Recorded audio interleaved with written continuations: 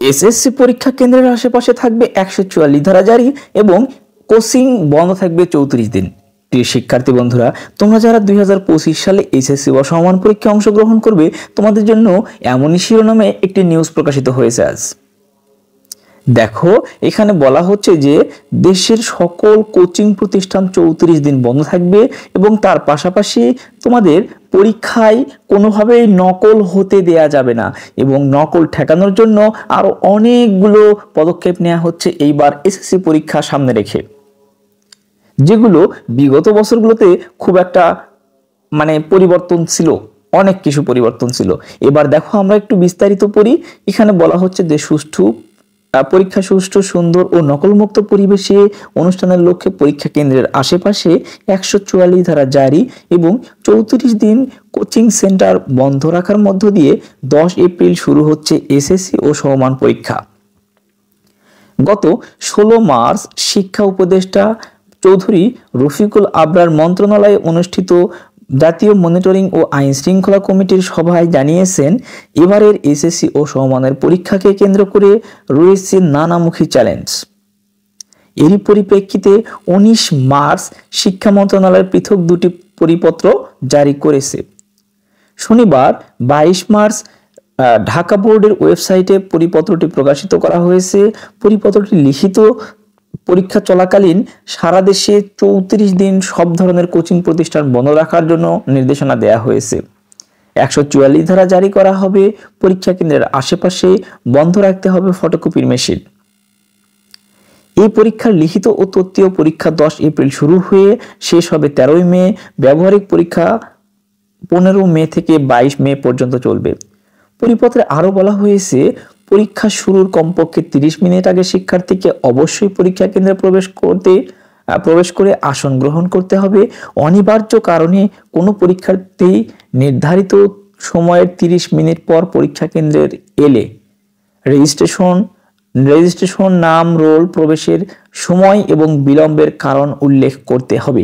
তাহলে তোমরা বুঝতে পারতেছো যে পরীক্ষা তোমাদের শুরু হবে 10টা থেকে, তার মানে তোমাদেরকে হলে প্রবেশ করতে হবে ন্যূনতম 9টা 30 মিনিটে, অর্থাৎ 9:30টার মধ্যে তোমাকে হলে প্রবেশ করতে হবে। যদি তুমি 9:30টার মধ্যে হলে প্রবেশ করতে না পারো, তাহলে কেন তোমার দেরি হলো এবং সেই কারণ উল্লেখ করে তোমার নাম, রোল নম্বর, রেজিস্ট্রেশন নম্বর এবং কত সময়ে তুমি প্রবেশ করেছো হলে, এই কারণগুলো কিন্তু এবার বোর্ডে একটি খাতায় লিখে নেবে এবং সেগুলো বোর্ডে জমা হবে। তাহলে বুঝতেই পারতেছো যে কতটা বেশি ঝামেলা হতে পারে এইবার এসএসসি পরীক্ষা। এতে বলা হয়, বিলম্বে আসা পরীক্ষার্থীদের তালিকা প্রতিদিন কেন্দ্রের সচিবের সংশ্লিষ্ট বোর্ডকে অবহিত করবে। তবে পরীক্ষা শুরুর 30 মিনিট পর কোনো পরীক্ষার্থীকে পরীক্ষা কেন্দ্রে প্রবেশ বা পরীক্ষা গ্রহণে অনুমতি দেওয়া যাবে না। পরীক্ষা শুরুর 30 মিনিট পরে যদি কেউ প্রবেশ করো, অর্থাৎ তোমার পরীক্ষা শুরু হবে 10টায়, কেউ যদি 10:30টায় প্রবেশ করো, তাহলে তাকে কোনোভাবেই পরীক্ষার হলে প্রবেশ করতে দেয়া হবে না। তাহলে বুঝতে পারতেছো তোমাকে কতটা সময় হাতে নিয়ে বের হতে হবে, যেহেতু পরীক্ষার মধ্যে অনেক বেশি রাস্তায় জ্যাম থাকে, যার কারণে আমি তোমাকে সবসময় সাজেস্ট করব অবশ্যই অনেক টাইম হাতে নিয়ে বের হবে।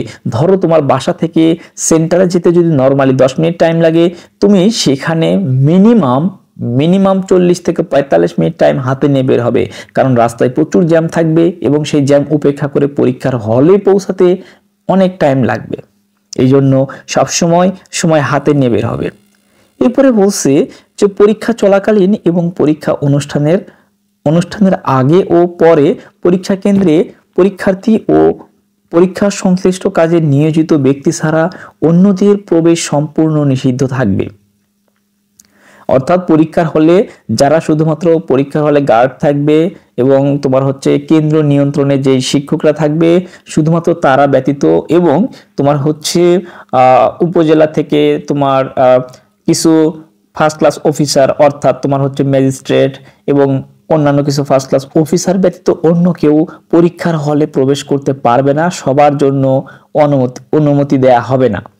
এরপরে বলছে যে পরীক্ষার সময় পরীক্ষা কেন্দ্রে প্রবেশকারী অননুমোদিত ব্যক্তির বিরুদ্ধে আইনগত ব্যবস্থা করা হবে। অর্থাৎ কেউ যদি পরীক্ষার হলে প্রবেশের অনুমতি নাই এমন কেউ হলে প্রবেশ করে তাহলে তার বিরুদ্ধে আইনগত ব্যবস্থা গ্রহণ করবে। এবং এরপরে বলছে যে এছাড়া অনিবার্য কারণবশত কোনো পরীক্ষা দেরিতে শুরু হলে যত মিনিট পর শুরু হবে পরীক্ষার্থীদের সে সময় থেকে যথারীতি প্রশ্নপত্রে উল্লেখিত নির্ধারিত সময় যুক্ত হবে। অর্থাৎ কোনো কারণে যদি তোমাদের পরীক্ষা শুরু করতে হল কর্তৃপক্ষ দেরি করে তাহলে সেটা কিন্তু অবশ্যই তোমাদের বাড়তি সময় দেয়া হবে। ধরো ব্যাপারটা এরকম, তোমাদের পরীক্ষা শুরু করলো কোনো কারণবশত হয়তো 10:15-র দিকে, তাহলে তোমাদের অবশ্যই 15 মিনিট সর্বশেষ তোমাদেরকে অ্যাড করে দিবে। অর্থাৎ একটাই পরীক্ষা শেষ হওয়ার কথা, সেখানে তোমাদেরকে 15 মিনিট পর্যন্ত খাতা রাখবে এবং তোমাদেরকে লেখার সুযোগ দিবে। এরপরে বলছে যে প্রশ্ন ফাঁস কিংবা পরীক্ষার্থীদের কাছে উত্তরপত্র সরবরাহে জড়িত ব্যক্তিদের বিরুদ্ধে আইন শৃঙ্খলা রক্ষাকারী বাহিনী ও জেলা প্রশাসনকে কঠোর আইনগত ব্যবস্থা গ্রহণ করবে। তোমরা বুঝতেই পারতেছো যে এইবার এসএসসি পরীক্ষায় নকল ঠেকানোর জন্য কত বেশি ব্যবস্থা গ্রহণ করা হচ্ছে। এরপর বলছে যে অন্যদিকে সামাজিক যোগাযোগ মাধ্যমে প্রশ্নপত্র ফাঁস সংক্রান্ত গুজব কিংবা এই কাজে তৎপর চক্রগুলোর কার্যক্রমের বিষয়ে আইন শৃঙ্খলা রক্ষাকারী বাহিনী ও সরকারের সংশ্লিষ্ট বিভাগগুলো নজরদারি জোরদার করবে। এরপর বলছে কেন্দ্র সচিব ছাড়া পরীক্ষা কেন্দ্রে অন্য কেউ মুঠোফোন ও মুঠোফোনের সুবিধাযুক্ত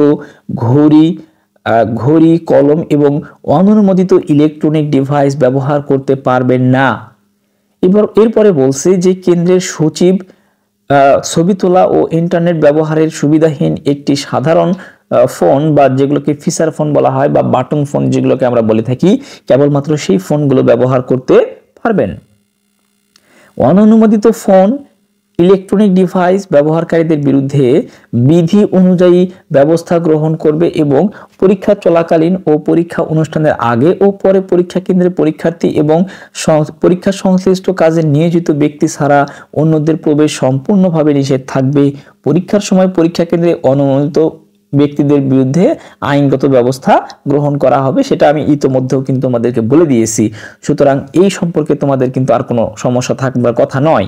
এরপরে বলছে যে পরীক্ষার প্রশ্ন ফাঁস এড়াতে ট্রেজারি বা থানা নিরাপত্তা হেফাজতে প্রশ্নপত্র গ্রহণ এবং পরিবহনের কাজে নিয়োজিত কর্মকর্তা, শিক্ষক, কর্মচারীরা কোনো মুঠোফোন ব্যবহার করতে পারবেন না এবং প্রশ্নপত্র বহনের কাজে কালো কাঁচযুক্ত মাইক্রোবাস বা এরূপ কোনো যানবাহন ব্যবহার করা যাবে না।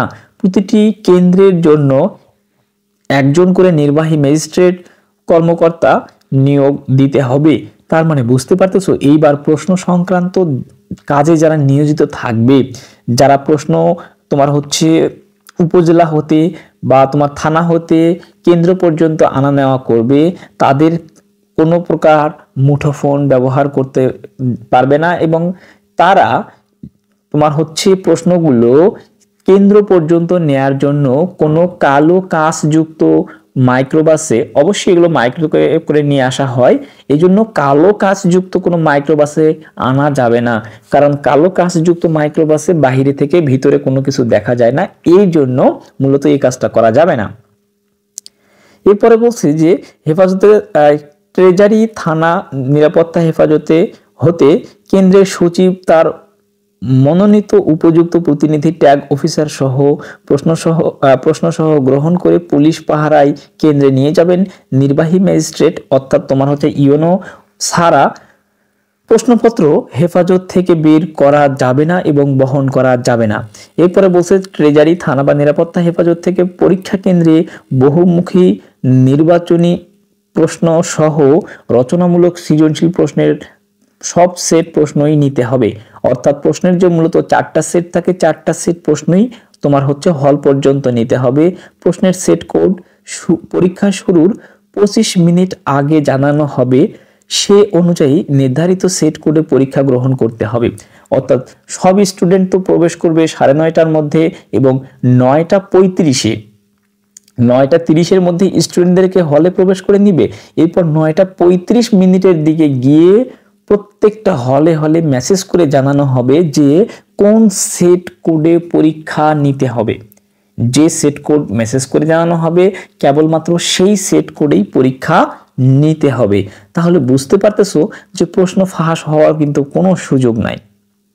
তাই অবশ্যই এই ব্যাপারগুলো তোমরা খুব ভালোভাবে খেয়াল করবে। আর আমি তোমাদেরকে বিস্তারিত অনেক বড় একটা নিউজ, এখানে আমি জাস্ট এগুলো তোমাদেরকে দেখিয়ে দিচ্ছি, তোমরা একটু ভালো মতো পড়ে নিবে।